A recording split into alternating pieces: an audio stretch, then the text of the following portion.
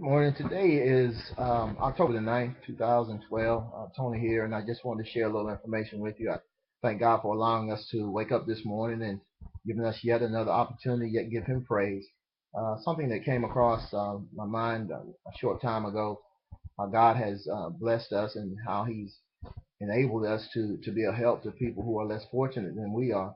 And oftentimes, as pastors, sometimes because of the vision that we have and because things that God has given us, we oftentimes take on too much and we try to do too much. We have people around us that's able to help us, and sometimes, and I can't say anybody else, sometimes I feel like, in order to have it done right, I want to do it myself. But in order to really be successful with doing what God has called you to do, you need people to support you and to help and allow them to help you.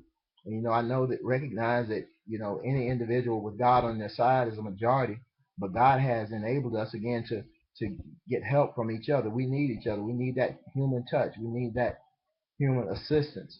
And so I don't agree with some of the things I hear sometimes. I heard one songwriter say, as long as I got King Jesus, I don't need anybody else. Well, we don't need anybody else for salvation. But when it comes to doing the work of the Lord, we need other people. We need each other. So it's something I wanted to read real quick. It's from, I'm going to read the New King James Version.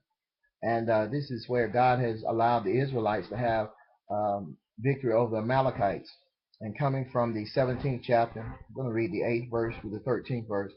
Now Amalek came and fought with Israel in Rephidim, and Moses said to Joshua, choose us some men and go out fight with Amalek.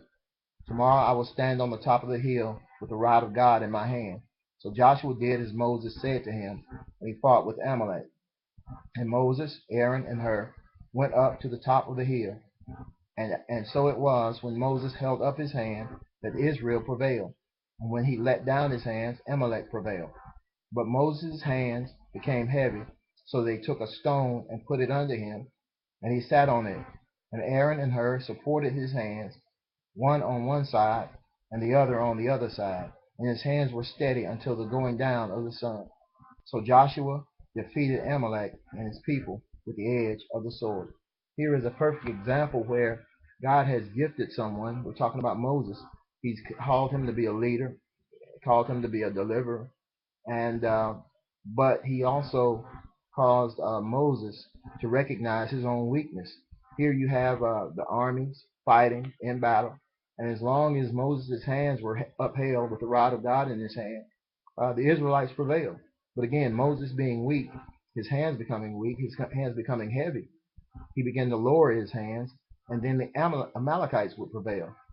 So God blessed Aaron and Hur to be there with Moses. They set him down, and they hold his hands up. And Joshua and the army prevail over the Amalekites. This is a perfect example how, with God's help, together we can conquer anything.